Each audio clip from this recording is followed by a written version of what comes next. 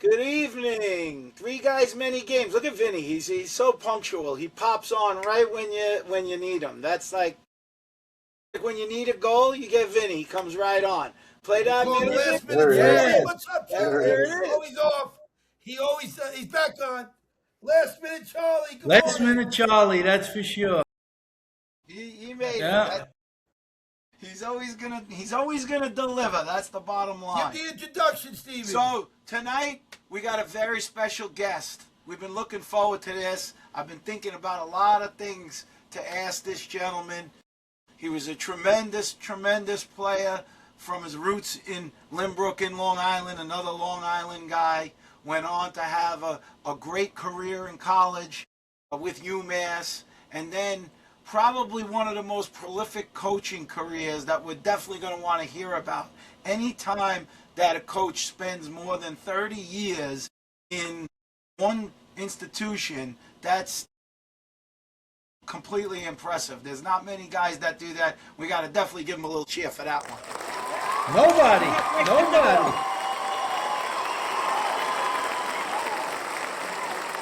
That's the longest ever, Stephen. Is it Longest ever at one place. Yep. Is it the Well, longest ever? I think Kevin Corrigan has been at Notre Dame longer. And then my coach at UMass, Dick Garber, was there for 36 years. 30. Was he? 6 years, yeah. So there's no way I was beating that. That's for sure. Steven, introduce the Wow. guest. They don't know who he is. Well, this is the great UMass coach who recently retired, Greg Canella, for that 33 season run. And Greg, thanks for coming on with us. We definitely wanted to get a little northeast feel. Everybody was saying, "Oh, you're talking to all these other guys." We wanted. You're a Long Island guy that's had such a prolific coaching career, and I think that a lot of people in the country, even the younger guys, should know a lot of the upbringing. I know Vinny always likes to go back to the early days. Maybe you could tell us a little bit about the early days of how you first really got into the sport. Yeah, well, first off, thanks for having me, guys. I watch you guys all the time, listen to you, know Bobby Smalley for so long, and you two legends, some Browner brothers, just incredible. And growing up watching Vinny play, right? And then, like I talked to you guys just before here, walking to practice with Bobby Smalley across the parking lots over at Nassau. We had some Yeah. great conversations and some funny ones as well. Now, I grew up in Lynbrook. My dad was a coach, and he actually started lacrosse in Lynbrook in 1957. Wow. He was a football coach. Yeah, he was a football coach at Lynbrook High School. He went to Cortland, graduated in 55. He tried out for the New York Giants and the Baltimore Colts. He was a guard. Never saw lacrosse before he got to Cortland, and his football teammates all played lacrosse as well. So they made him go out for lacrosse.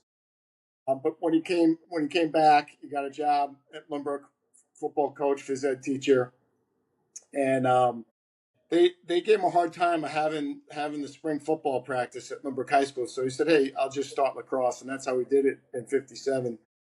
And he told me that he would bring out the sleds every day, bring out the sticks, but bring out the sleds. They'd hit the sleds for about an hour, football practice, and then pick up the sticks for a half hour. They played some really good teams back then, but he said no one wanted to play them because they used to beat the crap out of everybody. They had about two or three guys that could handle the ball, but so that's where I got my start. Right, my dad and I had four older brothers that all played lacrosse. Um, and they got me into it early, 2 or 3, 4 years old. I can remember with a stick in my hand and watching those guys play. We kind of went up through youth lacrosse and all the way through into high school with a good group of guys at Lynbrook. And I was really fortunate too to have like great coaches in Lynbrook. And my high school coaches were Tony Seaman and Larry Glens. Both these guys are in multiple Hall of Fames. Tony's in the National Hall of Fame. Larry's in the National High School Hall of Fame. And then from there, I went to Maryland for 3 semesters, and then I came back to Nassau, and Coach Beckman's in how many Hall of Fames, National Hall of Fame, and then I went to UMass, and Dick Garber's in every Hall of Fame that lacrosse has. So that's how I was raised to kind of be a coach. My dad was a coach. Um, I kind of had great mentors all the way along, and so I figured it would be a good thing to do. Well, it's no, there's no question, about when you think about all of those influences, how it's obvious how you became a tremendous coach. Those are some of the very best around, and it's unique in our sport when you do. Everybody has their story and their journey, and it seems like it's always littered with these greats and these great mentors. And I think that everybody takes that seriously as as you mature in the game, and whether you stop playing and whether you're coaching, it always seems to get passed down, father to son, coach to player, and that's what's really special about the game of lacrosse, because you can look at any person and you could look at that lineage of the various people that influenced their life. It's just tremendous. Yeah, I agree 100%. And again, I was very fortunate, and I pulled stuff from all those guys. Tony Seaman was like an innovator. He was one of the first guys that we would run intervals on the track. In 1980, 81, right? He was 10-man in high school, which was unheard of. And when he got to post and then he went to Penn, he was the big invert guy, which was kind of the first times we saw all that. And Larry Glenz was different. Larry was a defensive coach, but more so, he was like a player's coach. We loved him. We would have done anything for him, and that was the type of guy he was. And so you take pieces from both of those guys, and then with Coach Speckman, it was like he had to form a team, in like a month before the season started, right? And you had all these guys from all over Long Island, Nassau County, some Suffolk County guys, right? Some guys that like me that came home, and he had to make a team and make the guys, kind of create some chemistry and some bonds within a short period of time in order to be successful. And he was the best at it than anyone was, right? His team changed every year. And then Coach Garber was a gentleman. He's the ultimate professional, in coaching, and was such a first-class guy and so well respected, and was very fair to everybody. So again, pieces of all these guys. And I have to mention, when I graduated, I got a job with John Espy. He hired me at Stony Brook. They had gone from Division III to Division I in men's lacrosse and women's soccer, and John was the head coach, and he hired me as a full-time assistant. And John taught me everything, how to be a college coach, everything, how to write a letter, how to recruit in general, but really how to treat people, whether they're the guys on the team or really the people in the building, the other coaches, all the way down to the guys who line the fields for us and the janitors. Is just a first-class guy. So I mean, again, the mentoring that went on for me, I consider myself absolutely so lucky to be around those guys and learn from them all. Yeah, let me just say, your lineage with the names you just put out there is really incredible. And I don't know that people who are not from Long Island understand the history at just Lynbrook High School, when you could throw Paul Wareham into that mix also. National championship, my freshman wrestling coach, Coach Wareham. a USA team. So I had both Tony Seaman and Paul Wareham as coaches for me on world teams. These are guys who came out of Lynbrook High School coaching. I would say I didn't go to Lynbrook High School maybe, but coached at Lynbrook High School at one time or another. Then you throw in Quint, who's an announcer for how many years? So that Lynbrook influence is really just unbelievable. I'm just curious, did Lynbrook, because you had so many great players out of Lynbrook, a bunch that we played with. Did Limbrook ever win a county championship in lacrosse? Yeah, they did. They won 2 state titles under Larry Glenn's. Wow. I want to say right around the 2000s, maybe Yeah, you got my glasses. 99 and 2001, somewhere in that range. Wow. But he won it twice. Yeah, he won it twice. Wow. I didn't realize But that. yeah. And again, like most towns on Long Island, there was youth lacrosse, the Titans, Limerick Titans, and we were playing all together, and you just grew up with those kids, and you went from fourth grade all the way to seniors in high school, and I mean you had these incredible bonds with all those great players. Yeah, you were lunch pail kids. That's what you are. Definitely All were. those Kidding me? cops and firemen. There's no doubt, and teachers, right? Teachers, a lot of people hopped on the train and went into the city at Limerick, commute to the city. But in our family, my dad was teacher. He got into the administration at Limerick High School, and they had 5 kids that they were supporting, and so got a lot of hand-me-downs and a lot of beatings along the way there. Mm-hmm.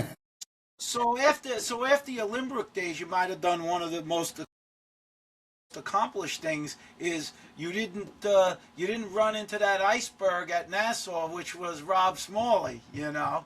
That didn't impede you at all because like you're like Smalls has a reputation. Vinny spent a lifetime building himself up, and Smalley's wrecking him in like 4 years. Oh, yeah, 3 years he tore me That's down. true. He tore me He down. built the career for 40 years. I wrecked it in 4 years. There's No, no doubt about that. a small. I was, I think I was. I made friends fast with Smalley. I wasn't dumb.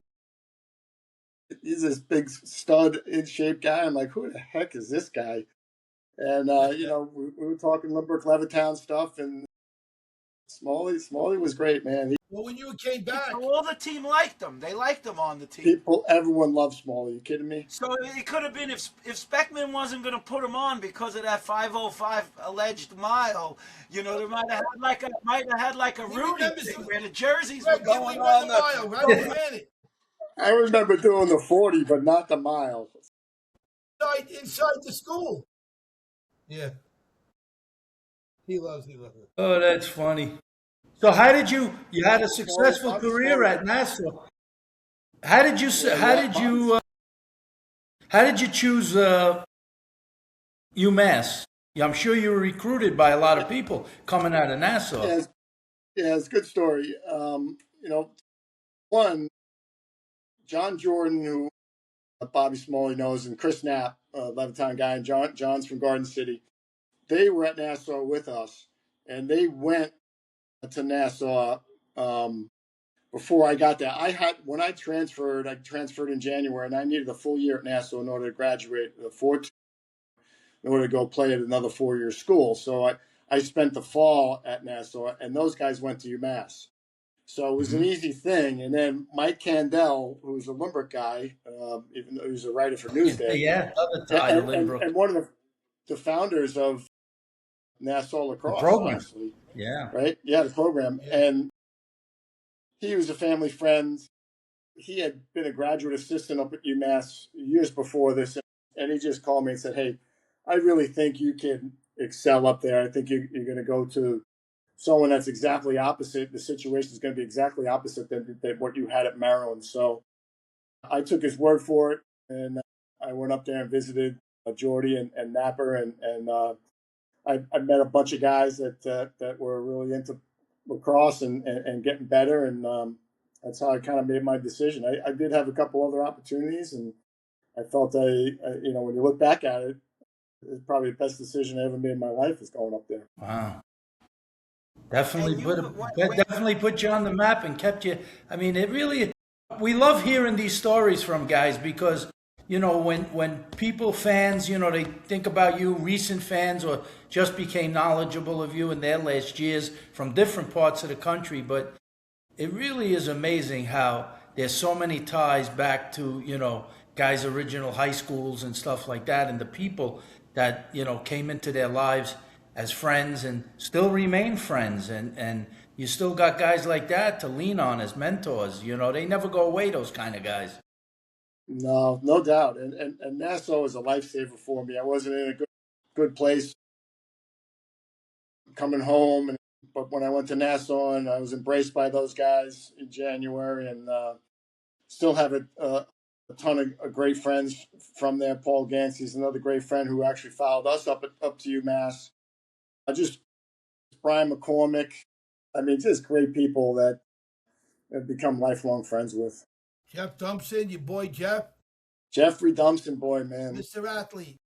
an athlete. What an athlete. What a tough kid, tough player. Michael Romano. I mean, Jack Huggard, Richie Anderson. I mean, the names, you could keep going. Bobby Gallagher. I mean, Vinny Rosati. I mean, just Long Island Finn was guys. on that team, right? Wasn't he on your team, Smalls? Finneran? Finneran. Kevin Finneran. Kevin Yeah. Finneran has to be the most underrated lacrosse player in the history of lacrosse, right? Right. He was at Nassau. He might have been a second line guy. He played a little bit, scored a couple goals, and then he goes to Cornell, and then beyond Cornell, he's like an all-world player. I mean, it's just He lights it amazing, up. amazing, and another great guy. Finster was like the guy who was most likely to fall asleep on your couch when you had a party, and we loved him for it. Nothing's changed. Dougie Hall is the coach. Crazy Well, Georgie Powers. I mean, these George guys Powers, Mike Sanamaze, right? is unbelievable. And George Powers played with my brothers at Nassau, my two older brothers. So, we used to get the, what were you doing this weekend, Saturday night, kind of thing from George, because, Yeah. he kind of knew my family. He was like a sergeant. He was like a Man, drill he was. sergeant. Yeah. Don't cut those corners, that's for sure. Everything was intense, military style. Go around the cones. Don't go inside the cones. So, Greg, I coach. gotta tell you my UMass story. You ready? All right. So Yes. I'm coming out of high school. It's not like it was then. I wasn't really being recruited. I got a couple of phone calls. I'm at Chaminade, coming out of Chaminade, and it's my freshman year at Chaminade was the first year they ever even had a program, and it was a club team. Wow. So by my senior year, it had evolved into a league, and we played for the championship. We lost, but as late as June, I still didn't even know where I was going to school. I had very few people interested in me. And one of the dads of a teammate, Mike Curran, his name was Jack Curran. He was FBI agent, Jack Curran.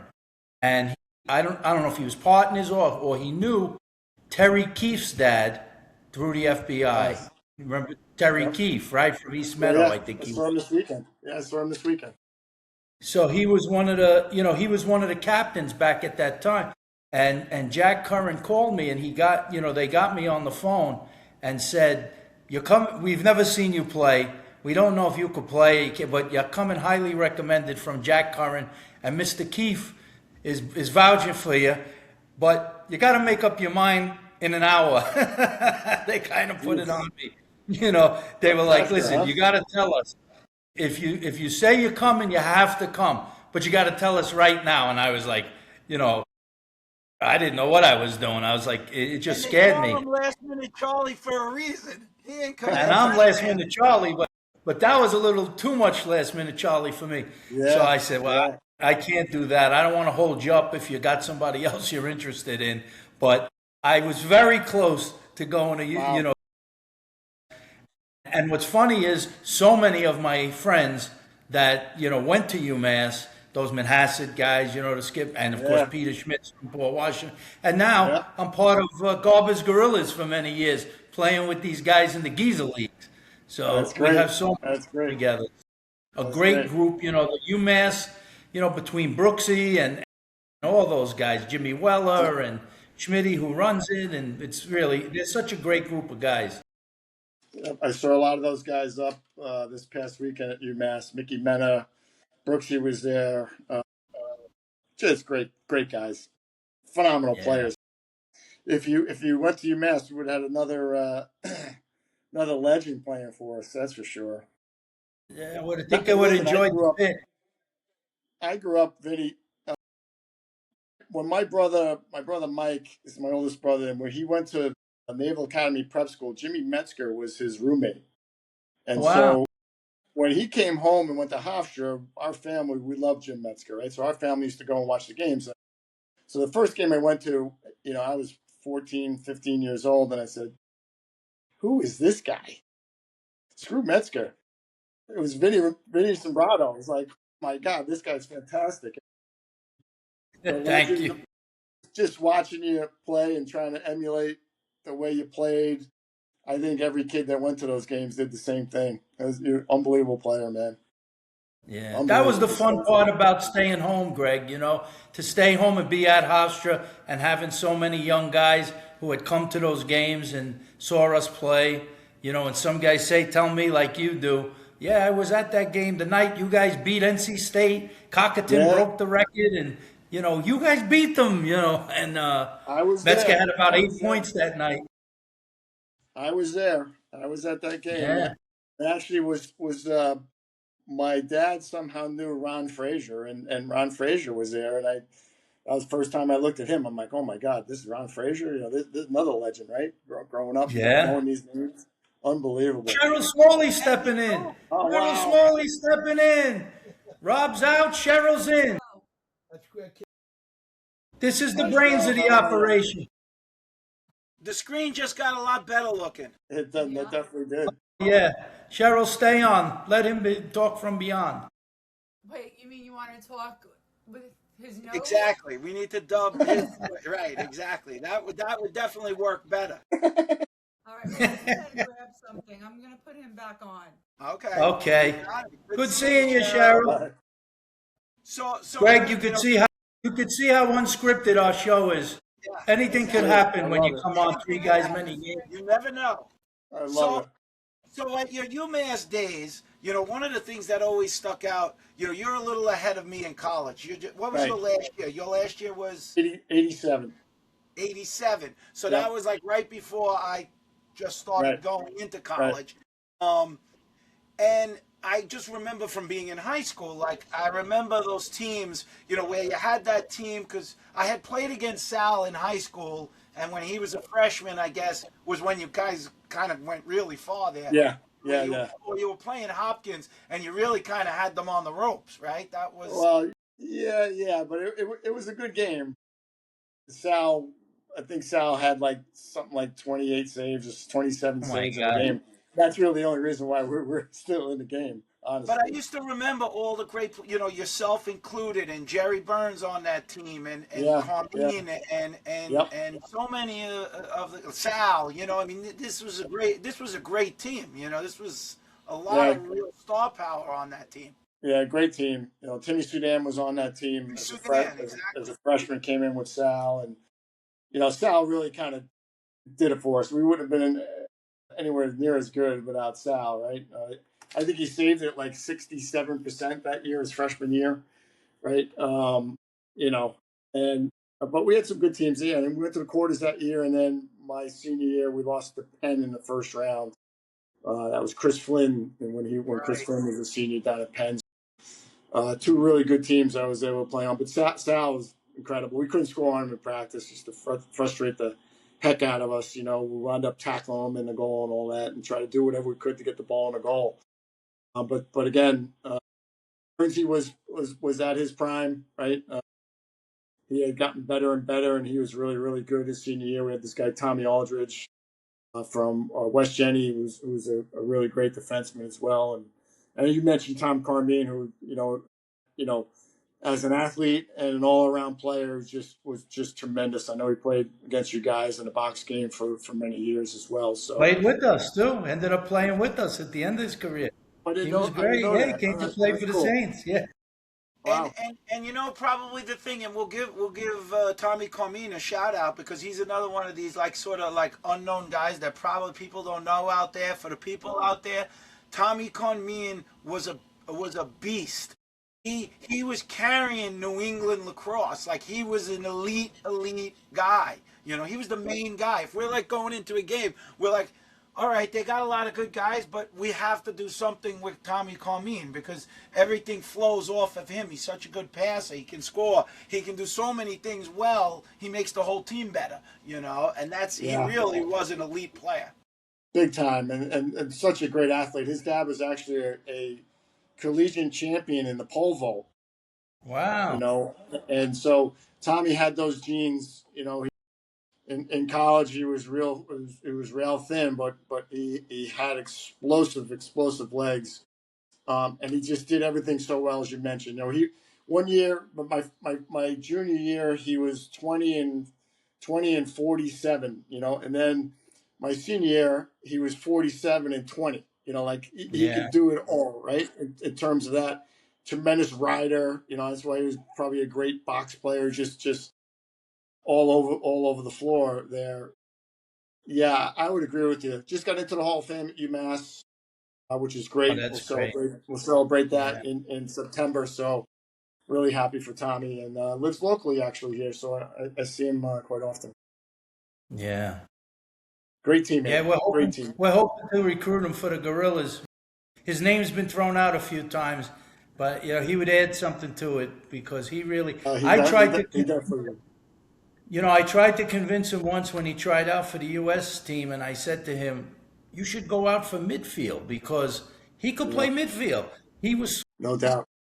I think he was maybe a little reluctant from a defensive standpoint, but he was good on defense. He was scrappy. Yeah, he was like, he could stay on you, And I said, Tommy, attack is going to be the hardest spot to make on this team. You got a better shot at midfield. I think he might have made it at midfield. Yeah, I agree. I agree with you. Tremendous player. Yeah. And just great guy. And he's a Farmingdale guy, Smalls. So, Oh, yeah. we can't hold that against him. So when you finished school and you were coaching at Stony Brook, you did get to play a little. We did cross a little paths. With a club. You did play some club. I played with Harvey with North Hempstead. Okay. For 3 years, and then I played with Kevin Huff out at Suffolk because it was a lot closer to where I lived out there. Right. But had great experience. Harvey. It was Harvey and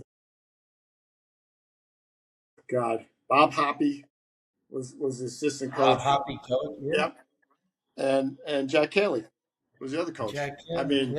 What an experience that was too. And it's funny because not funny, but Jack Cayley also coached at Limerick High School. Oh, I didn't know that. My dad got into He's coached everywhere. Unbelievable. My dad got into administration. They wouldn't let him coach, and they hired Jack Cayley. And that was before, he was there before Tony Seaman got there.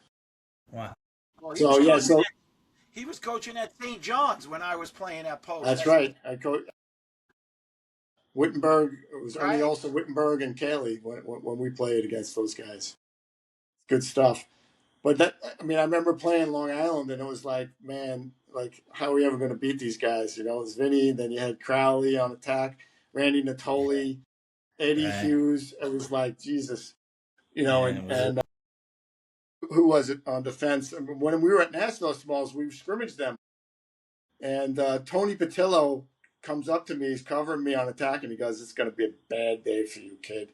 He had no idea who I was. I just looked at him. I was like, "Oh my God, we're in trouble. We're in trouble." And then they ran. We fouled a couple times. They ran whatever check right, carry play, and it's just like boom, boom, boom, balls in the back of the net every single time. Amazing stuff. and for the people out there who might not be believing that Tony Patillo story, we got the video of him in a club championship game walking up a guy's back and stepping on the back of his neck. I believe it. I believe it. Yeah. And I met him, when I started coaching at Stony Brook after that, and he found out that I was coaching. I went to the high school to recruit the kids at Sachem, and nicest guy in the world, man. Tony was great. If Tony was with you, there was nobody better. He was the best teammate. He loved being a teammate, but he had that. Part of it was shtick, it was the psychological game with guys because he was a big guy and all. But by the way, you mentioned Espy. Espy also coached North Hempstead. He did, yeah, yeah. He was there Yeah, before he stopped coaching before I started playing for him. But yeah, I know he was. I know he was there with those guys for a long time. Listen, the North Hempstead guys were great. Jimmy Buckley and the Cooks were there at the time. Bobby Cook was there. yeah, Paul Jones. yeah, I mean, that list goes on and on too. I mean, just super Marty Bergen, just great people, yeah. great That was players. We had a good group yeah, there. I had a lot of fun with those guys. yeah. Harvey to be around Harvey was always great. Harvey was a Fantastic, wonderful man fantastic. who he grew the game, from not only starting the program in Port Washington with help of a bunch of Port Washington guys, but he was the main cog in that wheel, in that machine. But he also helped other towns establish some youth programs. He showed them how he did it here, and that's what grew the island with the sport. Harvey, he definitely loved the game. We one time had a summer league game in Freeport, and we were going to forfeit. And they told us, if you don't have enough guys, it's a forfeit. We only had 9 guys. And we said, well, we'll play with 9. And they said, you can't. We said, well, somebody's going to show up. We could play with 9. Play man down. And Harvey ended up putting the equipment on Oh, that's and went and fantastic. stood in the corner, said, don't throw me the ball. So we wouldn't forfeit. There was no roster. It just was, you'd have that 10th guy. Harvey was out Sure, there, but he sure, was the greatest. He really sure. was. Hey, Greg, I got to throw a little fun into the game here, because you got Mr. and Mrs. Boring over here. So let me just update you a little bit. He's so bored that he hasn't sat down. He hasn't heard one word anybody said. He's doing his business. He's talking to his wife. He probably ate 2 sandwiches since we've been on. He sneaks off to eat. That's what he does. He goes over to That's take a what it few is. bites of sandwiches. He has some ice cream. Then he comes back. And then he's critical of everything. Like he knows. I just a very good point here that Vinny's bringing up. So every week we bet on the games, and that's how people pick. The games are usually, Vinny, would you say, they're like 1.5 points, like that. Most of some outrageous games might be 3 to 5, but very rare. But somehow, out of all these clowns, the experts, I'm leading in the polls. Yeah. All right. No, the fans are leading. The fans. The fans are See, leading, see what they and- just did to me. and The you're fans are tied leading. with me, and Vinny is behind. So yeah, again, you get. I'm in last. I'm always last. 2 years ago. Are you the handicap I just Mo? wanted to bring that up. And the other thing I No. wanted to bring up, that this weekend is the big weekend for Richard Speckman. At 1 Yes. o'clock, there's a game at Nassau Community College. Are you on Long Island this year? I'm not. I'm actually coming down the following weekend. UMass is playing Penn at Howard Middle School at Yeah. Farmingdale, and Yeah. I'll be doing some color with Varsity Media for those guys with Brian Oh, Soper. nice. Nice. Yeah. So I can't do it twice in a row. I saw Specky at the convention last year and had dinner with him. He looks fantastic. He still has the same sense of humor that he's had. He's a very dry guy, but funny. We talked about our times, about the time that I was there at Nassau with the team that I played on. It. He remembers everything, man. He remembers it all. He's How an old is amazing guy. Specky now? Is he 80, 81? I would say in that range, yeah. That's In that range. He's I still mean, golfing. Some of these guys, Tony Seaman, Specky, you just don't know how old these guys are. They just keep going. They just keep going. I mean, Tony Seaman's still on the sidelines at St. He's still Andrews coaching. coaching. Yeah. Yeah, he's Yeah, he's still unbelievable. coaching. It's amazing. And he has knowledge. He's you know what? He was an innovator, but he also stayed up with the game. He's not one of these guys thinks it has to be played like 20 years ago. He understands fundamentally the game doesn't change if you're good with your certain fundamentals. That's You know, right. give and go, pick and man ball, all those things, they don't change. But he, as an innovator, he's right up to date with, how guys play the game. And he Yeah. took some teams that, from a coaching perspective, he took some teams that I think most people would think that when he was at Penn, even, I mean, he nearly knocked off the Gates at that Yeah, year when I yeah. guess was that their sophomore year, Stephen, when that one goal Yeah, game when Fall scored? that was my freshman year, Yeah, '88. yeah. I mean, he took them to the wire with what I people know. might have thought was an undermanned team, and yet, his coaching, he brought the level up of his players, which was No doubt. really something. He's the only coach I think that's brought three teams to the Final Four, three different teams. So Penn, Hopkins, and Towson to the Final Yeah, it's Four. amazing. That's It's amazing. amazing. It is Well, amazing. I was going to ask you. I was going to ask you again. Your longevity at UMass, that span of 33 years. It's sort of like you crossed eras even of just lacrosse. Yeah, What would yeah. you what would you say some of the biggest differences from when you first started coaching to when you're finishing coaching? How the game has evolved or changed, or things you might like that have evolved, and things that maybe are not as good. Yeah. Well, the main thing that I like is it's faster. The game's faster with the shot clock, and teams are actually playing. Now everybody in the playoffs come and all that stuff. They play into the shot clock. They play deep into the shot clock, but it's still there. So you can't play offense for 2 and 3 minutes and do this sub game crap that guys are doing for a long time. So that's my main thing with it. Now, there's so many more kids playing the game, as Vinny mentioned, there's so many talented kids playing the game. The skill level is through the roof with the technology of the sticks and the equipment compared to what we used, and I think that's a really good thing for our game. Uh, the difference, I think, really, I don't want to offend anybody. It's really kind of like the parents are the difference. I would think cell phones and the parents are the two things that are different from 1995 to now, right? That's true. Cell phones number one with these kids. Social media,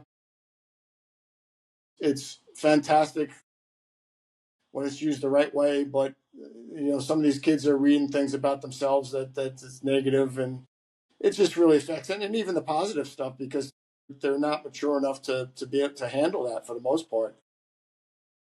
But the parents also they've changed with the club game, club ball, and the expectations of kids specializing lacrosse and playing,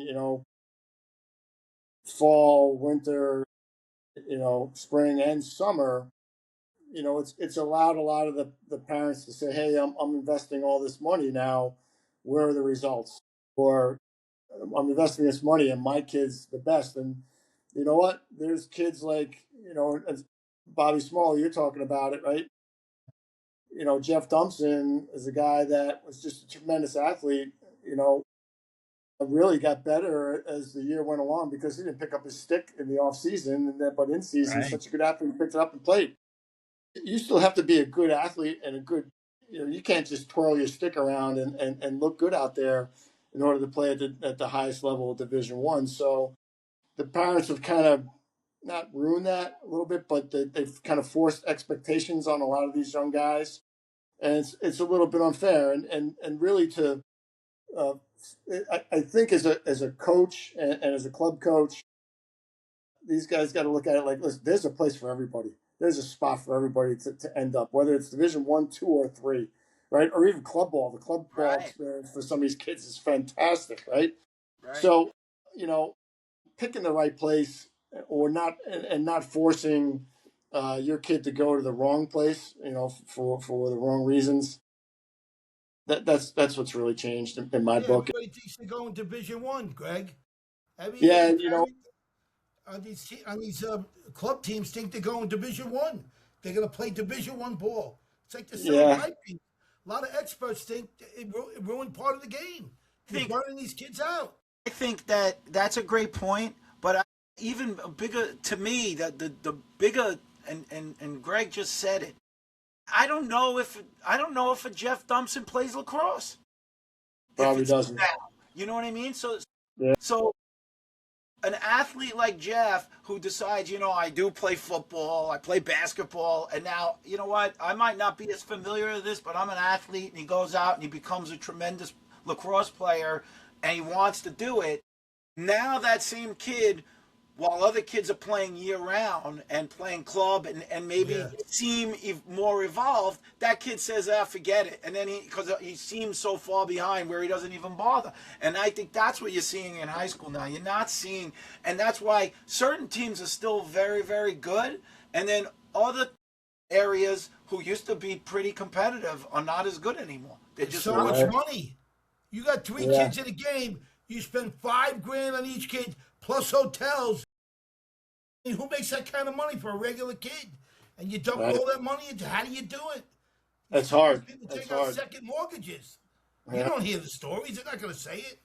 It's a lot of money. It's a lot of money, a lot of time invested. With that, people want results, and it doesn't always work out that way. So then you have. Now, I have no problem with the club situation. I think there's many coaches that have great intentions. That really do a great job. When I hear a kid says that, hey, I'm going to go to my club practice and not my high school practice, I mean, that's where it crosses the line. The allegiance to the high school has got to be number one. Right. And then you go to your club team, but it's not like that. Hey, it's like, oh no, we play for so and so, meaning the club team, rather than we play for Port Washington, Levittown Division, or Lynbrook, right? Right. You never heard that in the past. We took pride. You mentioned Quint Keshnick in Lynbrook. There was three families. It was the Rainesses, the Canellas, and the Keshnicks, right? And we took pride as there was everybody in a different age group, 4, 5, 6, 7 years apart, and we took pride in like what I did as the younger guys, what my older brothers did, and we were striving to be as good as they were, and you don't have that anymore. You don't see that as much, other than in a few towns, as Stephen mentioned. Yeah, it's definitely changed. I mean, Smalley always gives us the business because he constantly is telling us. He's telling me and Vinny. He goes, "Oh, you guys couldn't even play today. You couldn't even play today." Sure. I go, look at the equipment we were using. I said, I'd love to put 2 Division I teams and give them the stuff we were using I agree. and see what it would look like. It wouldn't look as sharp. I can almost guarantee it. I agree. And you guys would have been better than you were back then, honestly, as the way I see it, with that equipment and with the speed of the game and a lot of the players around you that are skilled. I mean, yeah, man, it's a better game for sure. And the one thing you hope that they stop fussing with the face off and just kind of put those guys down and blow the whistle and let them go at it and make it a mano thing. And good for those guys that they've created opportunities for face off guys, and people talking about taking that out of the game. I totally disagree. I mean, I think Vinny, you might have been playing the year that they did that, right? I was I was playing. I played for Long Island that season. That was '79. They did it for 1 year as an experiment. They didn't like it. They didn't feel it was traditional. It lost something, so they put it right back in the next year. But it was pretty interesting, how they, without the face-off, different strategy. If a team was down, when the other team got the ball at midfield, you double team it right away, pull your goalie out. There was a lot of strategy that went with it. It made it interesting. I thought they pulled the plug kind of quick on it, only giving it 1 year. But I understood the other side of it is that, the face-off was such a big part of the game that, I mean, there's when we first, Stephen and I, we first went into the MLL, playing in the outdoor pro. The first year on the whistle, everybody could go for the ball, but it got kind of violent. There was collision. But that kind of, face-off guy was able to pinch and pop forward. He wasn't scooping it so quick when he thought a guy could be coming down on him right away. Kind of leveled the playing field, But, obviously they were concerned about safety, and safety, especially in Bobby Smalley's book, safety first all the time. He loves safety. So they wouldn't let, that continue. But, the game has morphed in so many ways. I think I think that the PLL in some ways, I like the PLL style myself. I wonder if the NCAA will ever adopt a 2-point line. That would be interesting. That could be an equalizer for some teams, with the 2 points. Yeah. coaches have talked about that, at length, Yeah. in our coaches' meetings, and I would expect that to happen. I would think in the near future. I don't, I'm kind of out of that now, but I would think that may happen. No, but Yeah, you you're see, from talking when about you growing the started game as far coaching, as playing, yeah. Well, when you talk about growing the game, what Smalls just said, okay, you watch how teams play today. You don't really need great depth, if you're going to play that style of game. Offensive guys, defensive guys, guys running to the box, the substitution.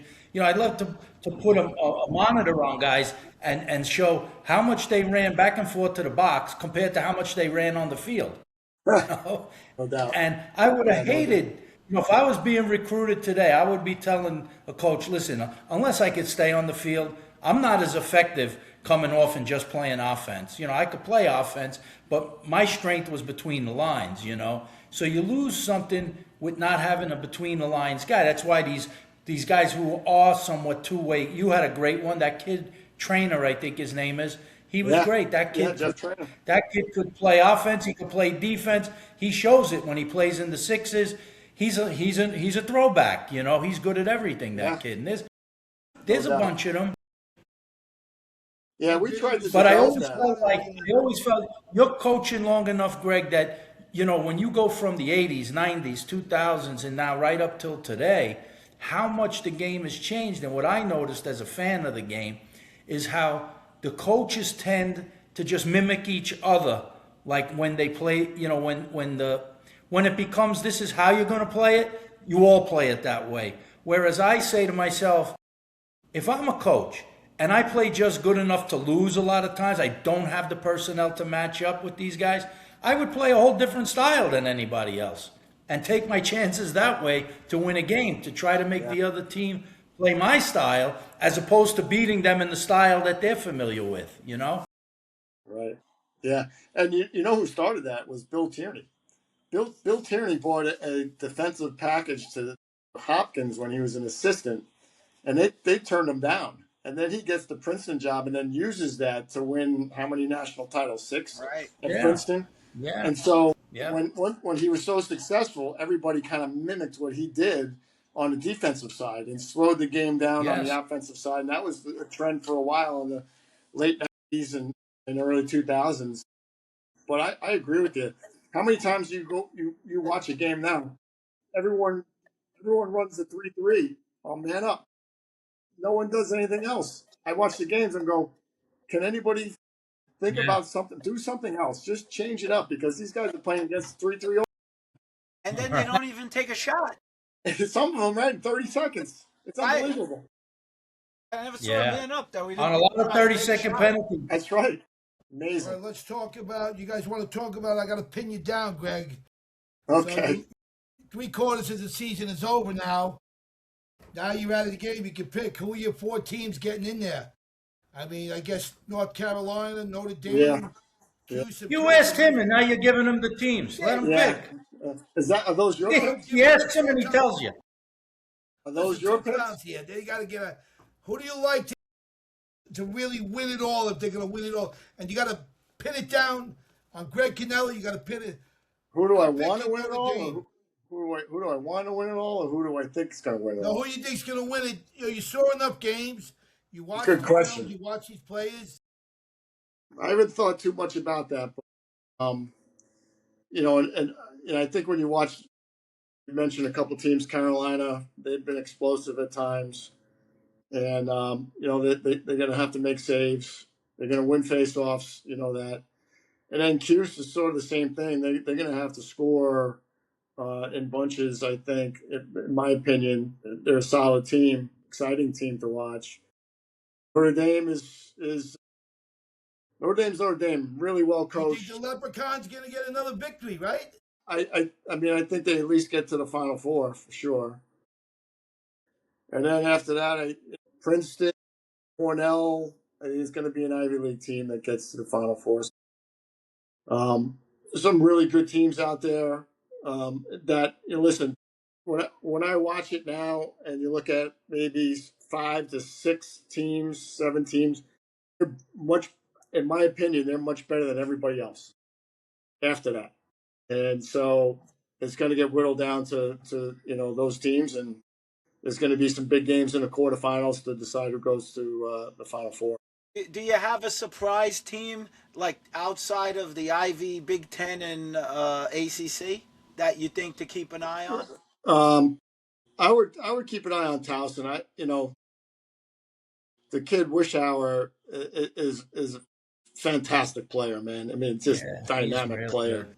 good. They play really good defense. They're a little inexperienced there this year, but they play great defense. Sean Nyland's an excellent coach, defensive coach as well, and does a great job. So they're a team that can beat somebody and surprise somebody just because of Wishour and how much attention he draws and allows those other kids to play freely. How about the Spider, Greg? Yeah, Richmond is another team, right? There's so many teams. Richmond. You're right this year. They should be. Yeah. I mean, they're an Atlantic 10 team. They get the crap out of us, that's for sure. Dan Shamati does a great job. What I like about them, and they have some inexperience in the goal too. Depend on, even though he's having a good year, it'll depend on when he gets in the playoffs how he plays. But really good attackman, strong at the faceoff, right? Really good one or two midfielders, and then one outstanding defenseman. So they're pretty strong through the middle there. So again, they beat Cornell by a goal up there. A strong team. Notre Dame kind of jumped on them out in the Midwest. Again, depends on where the game is, right? Where the games are, where they wind up playing. Yeah. They got to score. I ask you that question because it leads to this next thought that I'm curious because of all your years of experience. Your years of experience, but really only in the last few years has this become sort of a thing. I ask about the teams maybe who could surprise and how hard it is for those teams maybe outside those three conferences that I mentioned to sort of really put up a fight because I would say to guys, I say, you're getting a good guy, you're developing a guy, you want him to be really good, you want him to be great, but you don't want him to be too great because if he becomes too great, then all these other guys want him and he leaves you and he goes somewhere else. He gets poached, right? Yeah, he gets poached. And it's really hard to outside of those conferences. Obviously Ivy's with the education and the teams, and then ACC and the Big Ten with the NIL dollars that are flying around now in lacrosse. It's hard to compete with. It's really, really hard to break into that. Listen, if Richmond or Towson or somebody like that jumps in there, that'll be a win for all the underdogs for sure. Yeah, Richmond, was it last year, played Cornell at Hofstra for the quarterfinals, so the 1-goal game. They were leading. Yeah. Richmond was leading. Yeah, they probably Cornell played them. They probably played them the toughest as anybody played them. Yeah. All year. Last So year, 1-goal game. Yeah. I mean, they're going to wind up facing a team like that. So hopefully they can win that game. Maybe a thing that could equalize some of that is, and I wanted to get your thought on this too, is that there's always been that rumor of with the eligibility and talking about, bringing it back to junior college where they were saying potentially that junior college wouldn't count against your 4-year eligibility like it did for Smalley, even though he didn't use his other 3 years. Well, I think that's the rule now.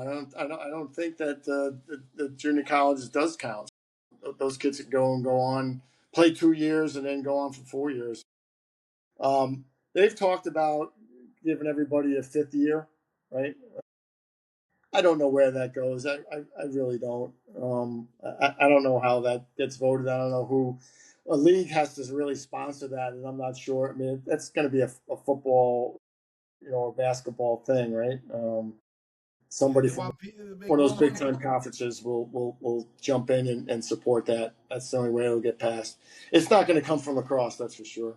Even though a lot of lacrosse players would benefit. Yeah, the way I look at it, these players today, they've played so much coming up, and they really fell in love with the game. It's been an opportunity for them. off the field stuff, the friendships and all the things they made like we did in the sport, which is a huge part of the sport for me, you know, all the people I came in contact with over the years. But when you really think about it, for most people, even at the highest level of Division One, it's a small window. They're not going to play past that 4 years. When that 4 years is up, the vast majority of guys playing, they're done unless they go play in a summer league or they play, you know, in a tournament here or there. They're done, you know. So Yeah, because they've played so much more than we did when we were young, you know, they're basically it's playing incredible. year round at this. You have on the one side the burnout factor, and then on the other side, you know, they're not playing at 25 in some league or something. They go on to work and that's it, you know. But that's why I say it's so funny when you see the different age groups. We go down to Florida, you see guys are all broken down. It's like to get through 2.5 days there. It's like a battle of, you know, war of attrition. And guys, you know, they Right. work out for it and all. You know, if you're 60, you're still 60. Things are going to happen. But it shows That's right. the love of the game. I always feel like the love for the sport in our time, in our era, you know, the 70s, 80s, 90s, like that, was greater than it is now in the long term. I would agree with you on that. I mean, I think that these guys have trained so hard for so long, as you mentioned, right?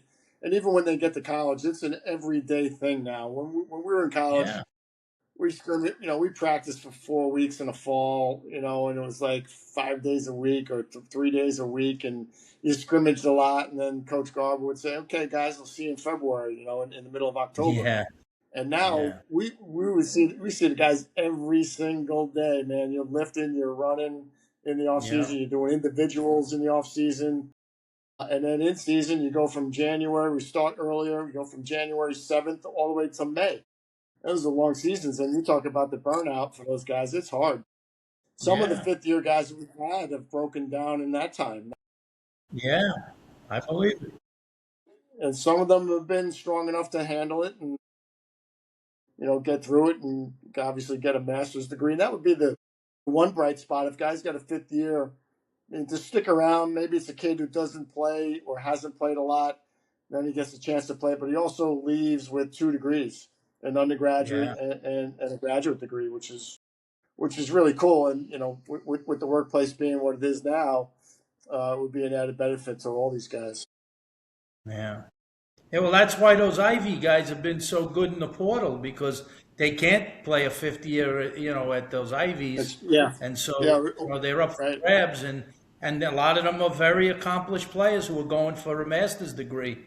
You know, these 1 year master's programs that adds a lot for them. You know. It does, right? If they get injured, they can't use that year at the Ivy. So, like you said, they go into the portal. A couple kids at Maryland from Yale. I mean, just think of Yep. what Yale would be with those two guys. Two of Maryland's best players right now on the Yeah. offensive end. So, Yeah. but yeah, I mean, that's how it goes, right? Those kids aren't coming to UMass. I talked to both of them, right? There's no way. Yeah. So that's again why those schools, the ACCs and the Big Tens, are so strong. Yeah. Hey, Greg, Well, what's those what's an kids. average There's a night of couple. coaching? Go ahead, Smalls. I'm sorry. An average night of coaching when you're coaching, you're having a shitty practice. Did you stay on campus or you lived close? You drove home every night? No, What I, was it I like? I go home every night. Yeah, I live 2.5 hours from the office. Excuse me, 2.5 miles from the office. 2.5 hours. That's a lot. No, miles. I could run there. I used to ride my bike there. Oh, you live that close. Very close. So That's yeah, awesome. early on, back in the '90s, we were doing a lot of calling at night. Phone calls because there was no cell phones. So you were in there till 8, 9 o'clock, sometimes 10 o'clock at night, calling kids. But when cell phones came around, you were contacting kids all day long, texting kids, and it turned out to be just mostly texting, right? Because kids don't even talk on the phone anymore; they just Right. text. Right. So a lot of it was texting, and then you get on a call for a couple of minutes. Some of these kids can't even talk to you. They're 16 years old, and they're trying to figure some things out. And they're surprised that a college coach is calling them. Pretty brief conversations with some of the kids. You know, as we got into the 2010s to the 2020s, you know, you would go home after practice and do your work at home on your phone, because all the technology, all the compliance and everything was on your phone. You logged your calls on your phone. You didn't have to do that at the office and all that stuff. So it was Did you much have a easier. strategy if you wanted to get a really good kid? You knew you were going to hard to get him. Did you travel somewhere to show up at a game, or was like his football game in high school? Did you Yeah, show up like, hey, yeah. here I am, Greg Canella. I'm We did showing it up. all, man. We did it all. We went to You games. did. You would Went to show up. games. Went to games in the fall. We went to their homes. We went to games in the spring. Wow. We went to their homes again. We went to their club games. We made sure that, you know, if there was two guys at the event, that we watched every game the kid played in. You know, you did everything you could. Who's the best kid you ever got? The hardest you had to work for a kid? The What kid? You know, the hardest? hardest. Well, honestly, I can't remember the hardest. You know, when I recruited, we recruited guys that first off were good kids, right? Obviously, good players, and I always needed to meet them in person. Right? I always talked to the high school coach, because the high school coach knew him better than the club coach, and the high school coach saw him in the hallways, saw him in the gym locker room, maybe, and knew how he acted. And then it was time to meet the parents. Right? So the kid had to come and visit campus, sit down with me, have a conversation. Sometimes I taught him, sometimes the other guys taught him, right? But you know, in the end, it was always about them wanting to come to UMass. That's what I would tell guys. Listen, if you want to come here, we'll make this work, right? If you know you're thinking about X, Y, and Z schools, I wish you luck. Know that we want you to come to UMass or potentially come to UMass, but I'm not begging guys to come here, because we're going to get enough guys to come here that believe in what we're doing, believe in the university, believe in our staff, and believe in, you know, the other guys in the program. Yeah, you worked hard. Wow, congratulations. You had to. You had Unbelievable. to. I mean, I was in a couple kids' houses 4 or 5 times, and they didn't come to UMass. That's just how it goes. It's like any sales job. You live in a world of rejection. Yeah. Oh my God. That's congratulations. That's great, man. All But right, good. there's good people everywhere. So you know, when you met parents, and Bobby, you mentioned lunch pail people, right? Firemen, police officers, teachers, blue collar folks, even people that were white collar, that were raised blue collar. Whenever I met those people, I kind of like got it on. I got it on with those guys. You know, like we got along together, and I think they felt comfortable sending their kid, knowing that first off, somebody's going to watch after their kid, but someone's going to kick them in the ass too if they needed it, right? And make sure that they stay on the straight and narrow with their academics first, and then obviously lacrosse and taking care of what they do off the field. Yeah, and Smalls, you got to know that Greg went to the championship game one year. They were in the finals, the championship game. For UMass to be in the finals, that's an In amazing Division One in accomplishment. the finals. Yeah, 2006, Smalls. Yeah. 2006. Holy, I didn't know that. We lost to Virginia. Lost to What was the Virginia in the score? championship game. We lost, I think it was, I want to say 15-7, but it was 8-7 in the third quarter. And Wow. Wow. we just ran out of gas. They were loaded. They were, I think, 19-0 that year. But Yeah, that was we had the toughest road to get to the Final Four. We beat number 2 Hofstra. Excuse me, we beat number 4 Cornell, number 2 Hofstra, and number 3 Maryland. Maryland was in the wow. semis. Hofstra was in the quarters out at Stony Brook. Yeah. Unbelievably so that it was there. And then we lost to Virginia in the final. And again, we just had some great players right up the middle. Doc Schneider was a freshman, as a goalie. Massapequa kid, was a fantastic goalie for us. Jack Reed was a first-team All-American defenseman.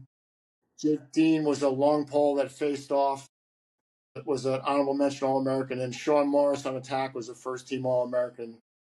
So you were really strong right up the middle, and we had a bunch of complementary guys, young guys that were up and comers that really played well with tremendous leadership that year as well. So the long pole was he was your main face-off guy? He Or? faced off. Yeah, he faced off. Jake Dean. Holy, wow, I If never heard if of you're that. familiar with the club scene, he owns True Lacrosse. He started True Lacrosse. He's from Annapolis, Maryland. Went to school up in New England, prep school. Yeah. Awesome. He was definitely Great the kid. Hofstra killer in that quarterfinal game. Yes, he was.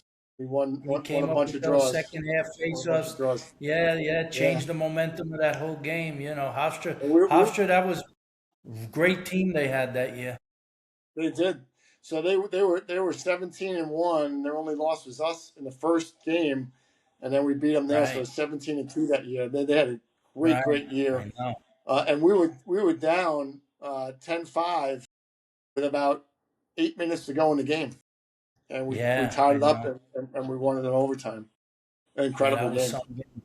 Yeah, We were that very was some lucky, game. very lucky to win that game. Yeah. So now, Greg, what are you doing? You're home all the time now. What job do you have? I mean, No job. I'm retired, so I work out a He's lot. working he's an analyst now. He goes on color. He does That's right. color. He's doing the game. I do the home games for UMass on ESPN Hey, Plus. It's fun, and then I've done a lot of traveling, visiting family. My dad's in Florida. I have a brother in California. Done a lot of snowboarding this winter. awesome. Good for you. Yeah, and then I'm also involved with Team Italia. I've gotten involved with those guys. I was over in Italy nice. coaching some Italian kids. We're trying to do a tent down at the quarterfinals in Hofstra, so you guys got to stop by if we do. I think Nice. that's like May 16th or something like that, and try to promote Team Italia. Good group of coaches. Chris Bates and Brian Vaughn is the head coach. Mm-hmm. You guys probably played against in the indoor league. Yeah, He was a indoor. goalie. Yeah, the goalie. Yeah, He was the goalie. Yeah. and Jimmy Muley is on staff as well. So really good group of guys we're involved with there. Yeah, fun stuff. See where that goes. But They better that's what grab I've my been doing, nephew. Smalls. They better grab my nephews, the Fricaros, for that team. Yeah, were they on it last time? I think we No, tried. they haven't played. The They haven't played for it. biggest holdup is the citizenship, and they just Yeah. changed the rules for Italy to get a citizenship in the country. So that's the tough part. It's not just you have to have grandparents,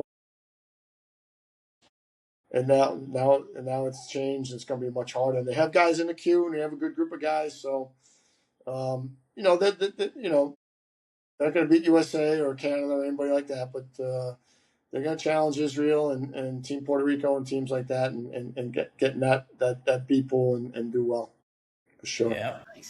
Nice. So it's about this time that we usually do our shout outs and when we wrap it up. Okay. Smalls, you want to describe the shout outs? Well, for Anybody us, you want to you give we do a a shout out. Couple people I'll go first. I'm gonna give my shout out. My shout out is gonna go to a UMass guy, John Gonzalez. Gonzo. Yeah, Gonzo. I know that, again, congratulations that you went in the UMass Hall of Fame, and I think that I had seen like a picture that he had a portrait that he painted with all the legendary coaches, including yourself, passing the torch along, right? He did, yeah. So I have two Gonzo originals. I have one that he presented to me at year 30, and then this one that he presented the other night on Saturday night at an event. Really cool picture, painting. He does an awesome job. So Gonzo, love him. Yeah, he sent me the one from the Bagataway Saloon, a print. Right. In one of the rooms. It's the coolest thing. I'm It's like, really cool. and Yeah. he should get a lot of work because he's very talented in terms of how he does that. How he makes these ideas and his artistry comes out. That's what lacrosse needs. It's an artist. Roy Simmons can't be the only guy who's an artist. That's right. And Gonzo has done it for a couple programs, history, drawings, right? I know he's done one for West Point. He did one for us on Garber Field that's in the office at UMass. So he's done some great stuff, and really for a great foundation as well. So That's amazing. he's a good Smalls, man. who you got? Who's your shout out? Man, I can't even think at this hour. It's past my bedtime. But anyway, I just want to say something to our dear friend Greg. Unbelievable winning the national championship with him in 1985. And just being a great person he was then and seeing his career, how he's grown. Everybody loved the guy. I mean, what's not to love? Great friend, great person. And I can't believe it. I can't believe where time went. I know, 36 Smalls. years has gone by in like a second. Am I right? You look back now, it's gone. It's gone. Yep. Yep. It's like I was sitting in the airport about a month ago, and I'm looking at all the people, traffic walking around. And for the first time, I actually was sitting and go, you know what? Thank God I got married. Thank God I got, I had great parents. Thank God I got kids. I looked around and I said to myself, time passed me by. Time has passed me by. I'm in my late 60s now. It's over. You know what I'm saying? So the little bit that I have left in life, I want to scramble. I'm going to Final Fours in basketball, Final Fours in lacrosse. I'm nervous I might not be around tomorrow. There's no life guarantees. But I want to say we love you, Greg, really. God Love you bless too, you for Smalls. everything Love you for too, me. brother. And a Yeah, shout man. out to National Community College, all the guys, Gancy, Dumpson, everybody. 1 o'clock on Saturday's a big day for coaches coming out of Speckman. So It's gonna be a great one. Yeah, it's gonna Yeah. be a great event. What do you got, Vincenzo? Yeah, my shout out is to Coach Speckman, a man who, like Greg, I mean, again, Greg is part of his coaching tree, and Speckman Yeah. has, his branches go out really far, and maybe some of these young people don't know what impact he had on the game and on the players that played for him that were able to go from junior college onto some great universities and play for national championships, Division 1, 2, or 3. And, the guy won 20 national championships, was coach of the year 6 or 7 times, 23 the accolades just say again. I did What'd you 23 say? to be exact. 23 championships. Okay, Yeah. I'll take your word for it. But Incredible. I think he was in the Final Four for junior college every year but one in all the years he coached, something like that. Incredible record. Credit to him that so many guys went on to be All-Americans at the next levels of lacrosse and successful people in general, good people. He set a standard. And I think that guys like yourself, who were from his coaching tree, you instituted those same standards wherever you were. And hopefully the guys who coached for you, with you as assistants, and guys who played for you over the years will take that from you. I think there are a lot of them because I'm friends with a lot of the guys who played with you. And Yeah. so I think that's what helps the game, grows the game, and makes it special. It's always about the people that make it special more than anything. So my shout right out about goes that. to Coach Speckman. I hope he really appreciates, and takes it in, what he really did. And I think he'll be shown a lot of love, like I'm sure Greg was at his event. I saw some of the videos from it. Obviously, you did something right, Greg, for all those people to show up and the way they did and the way that event went, So that's the nice part about the game. Those are the things I remember. I won a lot of games. I won a lot of things. But for me, it was always special to be around special people. No doubt, those relationships are incredible. They're lifelong with you guys, with everybody that I've been associated with lacrosse. And Coach Beckman is one of a kind. I don't think there's a guy that's coached a game like him and has done what he's done with different teams. Again, the team has changed every year. It's a totally different team. And he's got to mold those guys within a couple of weeks in order to play. So I wish him the best with this weekend, and hopefully everybody enjoys that. Yeah, Coach, we love you. Speckman, we love you. Georgie Powers, we love you. Dougie Hall, we love you. Jamie Allen, well, you better be coming too, Jamie. You went there too. You better be coming. He's on Jamie. I love Jamie. He better be coming. He'll be You in. got it. Thank you for your time, Greg. Oh, We you guys appreciate kidding it. me? It's it's great having somebody that's had such a legendary career. You really have. You have a really proud legacy there. I'm done on here. I'm sure your whole family's very proud, and we're gonna get this up there and soon. So for anybody out there, if you're not following, you'll be following along. We'll get some clips out there. This has been a great conversation. We truly appreciate it. So Thank you, Stephen. Thank you. Appreciate it, man. Give him a hand going out, Swole. Give him a hand going out. Give him a hand. Climbing me out.